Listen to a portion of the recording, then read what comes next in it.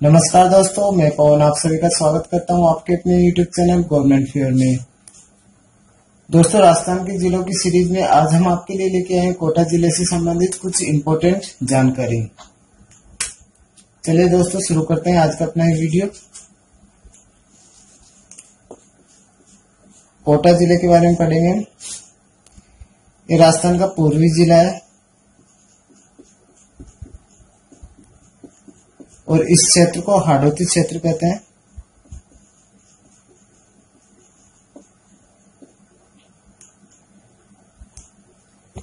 इसका अक्षांशीय विस्तार 224 degree 25 minute से 25 डिग्री 51 मिनट है और इसका देशांतरीय विस्तार दोस्तों 75 डिग्री 35 मिनट से 77 डिग्री 29 मिनट है। इसके उपनाम भी है कुछ दोस्तों। एक तो इसको नंदग्राम बोलते हैं, शिक्षा की नगरी भी बोलते हैं दोस्तों इसको।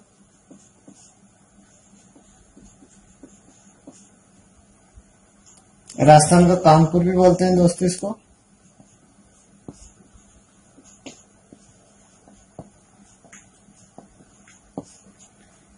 इसकी स्थापना दोस्तों 1264 ईस्वी में जैत्र सिंह नाम के शासक ने की थी, जो बूंदी का शासक था।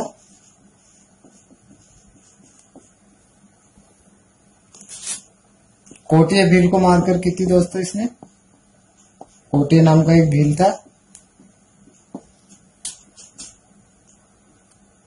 1631 ईस्वी में दोस्तों जहांगीर ने, जो मुगल बादशाह था, उसने माधव सिंह को, राव रतन सिंह के पुत्र थे माधव सिंह,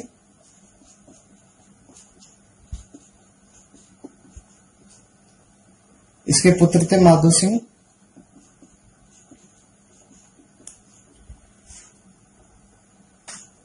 उसको कोटा राज्य 360 गांवों के साथ भेंट में दिया था। इसको भेंट स्वरूप।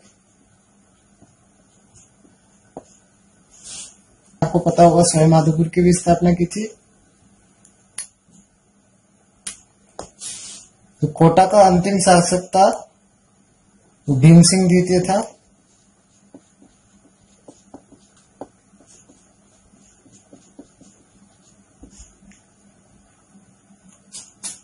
राजस्थान के एकीकरण में द्वितीय चरण में 1949 में कोटा को राजस्थान संघ में शामिल कर लिया गया था।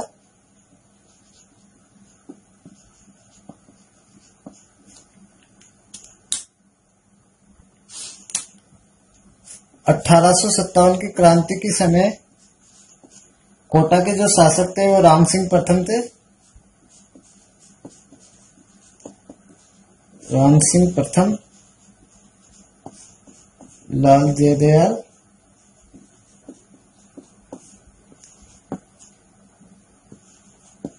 और मेहराब खान ने किया था।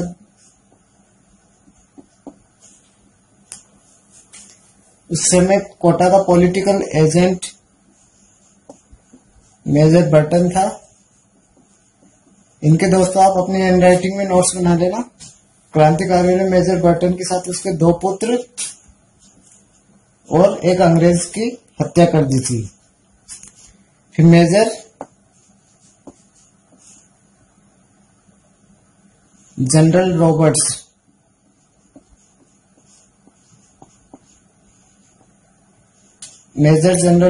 के नेतृत्व में अंग्रेजों ने कोटा पर आक्रमण किया और सभी क्रांतिकारियों का लगभग दमन कर दिया था।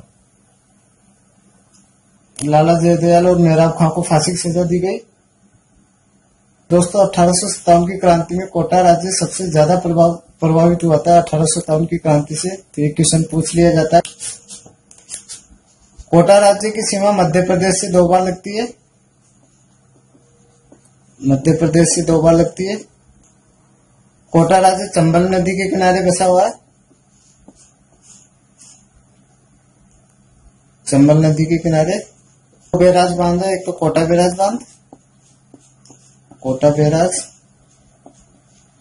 और एक जवाहर सागर, 2 बांध बने हुए हैं इस पे। अन्य नदियों की बात करें तो दोस्तों इसमें कोटा में पार्वती, काली सिंध, निवाज, परवन, अंधेरी, ये कुछ प्रमुख नदियां है जो कोटा राज्य से होकर गुजरती है।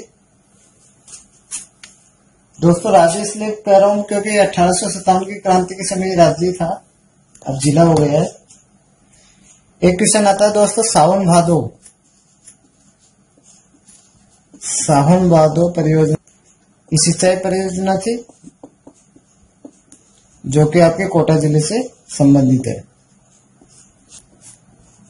चंबल नदी आपकी मध्य प्रदेश से निकलती है, एमपी से निकलती है, जनापाव की पहाड़ियों से,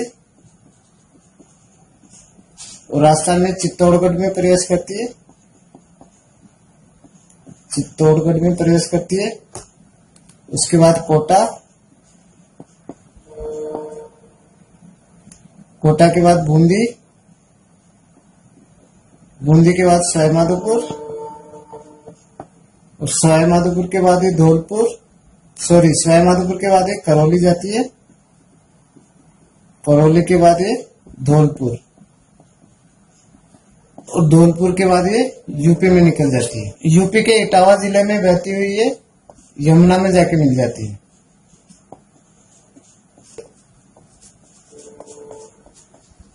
अवनाली का अपर्दन भी इसी नदी का होता है। सर्वाधिक अवनाली का अपर्दन चंबल नदी का। कोटा संभाग में दोस्तों 4 जिले आते हैं। कोटा, बारा, झालावाड़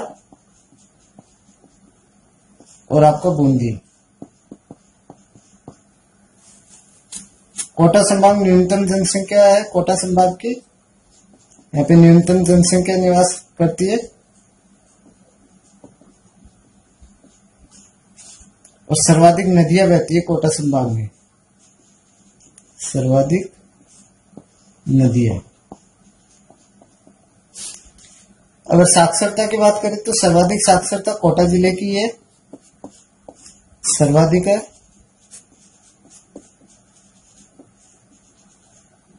और न्यूनतम जालोर की है, न्यूनतम जालोर। सर्वाधिक महिला साक्षरता भी कोटा की है दोस्तों, महिला साक्षरता, महिला, और न्यूनतम जालोर। कोटा जिले की ये ध्यान रखना दोस्तों, कोटा जिले की जो कुल जनसंख्या है, उसका सर्वाधिक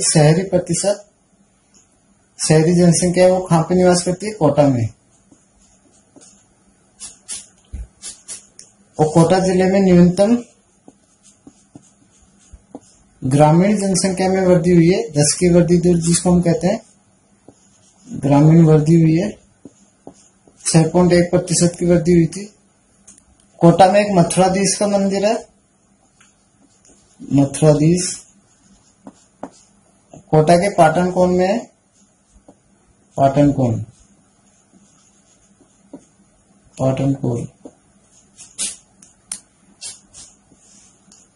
वल्लभ संप्रदाय से रिलेटेड है, वल्लभ संप्रदाय की पीठ है इस पे कोटा में, मथुराधीश के मंदिर में।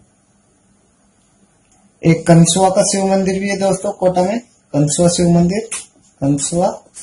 शिव मंदिर। ये 8वीं शताब्दी का बना हुआ है। और राजस्थान का एकमात्र विभीषण का मंदिर वो भी कोटा में है, एकमात्र विभीषण का मंदिर कोटा के कैथून में है, ये भी याद रखना। कोटा में 2 वन्यजीव अभ्यारण्य है, एक तो मुकुंदरा हिल्स,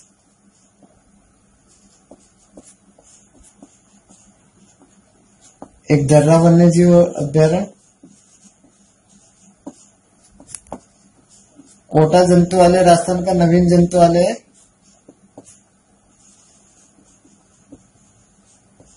ये नवीन जंतुआलय राजस्थान का। कोटा में दोस्तों एक उम्मेदगंज पक्षी विहार कंजर्वेशन है, एक कंजर्वेशन रिजर्व भी है कोटा में पक्षी विहार के नाम से, उम्मेदगंज पक्षी विहार कंजर्वेशन रिजर्व। कोटा दुर्ग के बारे में कहा गया दोस्तों, कर्नल जेम्स टोड ने कहा था कि केवल आगरा के किले को छोड़कर, आगरा का जो किला है उसको छोड़कर केवल एक कोटा का दुर्ग है जिसका परकोटा सबसे बड़ा है। ये बात भी याद रखना दोस्तों। बधाना माता का मंदिर भी कोटा में है, बधाना माता का मंदिर। ये हाड़ा राजवंश की कुल देवी थी, हाड़ा राजवंश।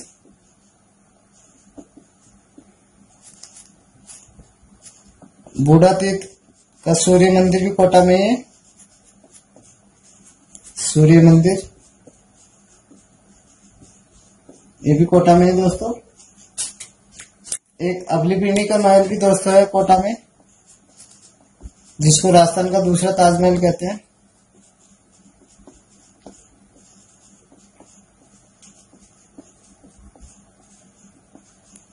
राजस्थान का दूसरा ताजमहल। ये दोस्तों मुकुंद सिंह ने बनवाया था अपने पासवान के लिए, मुकुंद सिंह ने बनवाया था। बादशाह की सवारी भी दोस्तों कोटा की प्रसिद्ध है, बादशाह की सवारी। और बादशाह का मेला,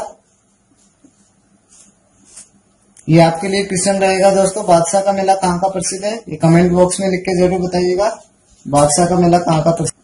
ब्लैक पोट्री,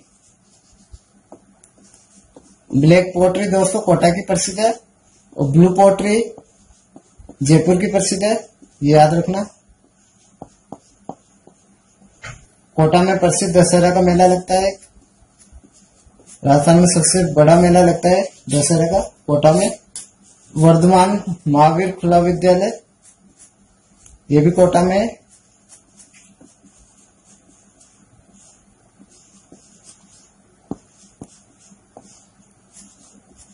खड़े गणेश जी का मंदिर भी कोटा में है दोस्तों। आपसे पूछ लिया जा सकता है कि खड़े गणेश जी का मंदिर कहाँ पे है, तो ये भी आपके कोटा में है।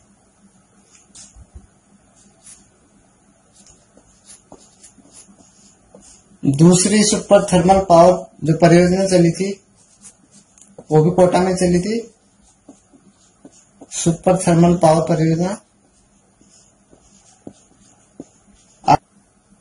पहली थर्मल पावर परियोजना कहां पे चली गई थी? कोटा चित्र शैली का जो स्वर्णकाल रहा, कोटा चित्र शैली का स्वर्णकाल वो उम्मेद सिंह के समय का रहा था, उम्मेद सिंह, ये ध्यान रखना। जैनब की साड़ियां भी प्रसिद्ध है दोस्तों कोटा में, ये आपके दिंगोद में मिलती है, दिंगोद जो कोटा में पड़ता है, वहां की प्रसिद्ध है जैनब की साड़ियां। भी डाउट हो तो आप हमें कमेंट कर सकते हैं या फिर हमारे व्हाट्सएप नंबर या टेलीग्राम नंबर पे हमें मैसेज कर सकते हैं दोस्तों। हमारा नंबर है 9588298908। धन्यवाद दोस्तों इस वीडियो को एंड तक देखने के लिए। मिलते हैं दोस्तों एक और नई वीडियो के साथ। Bye bye, take care.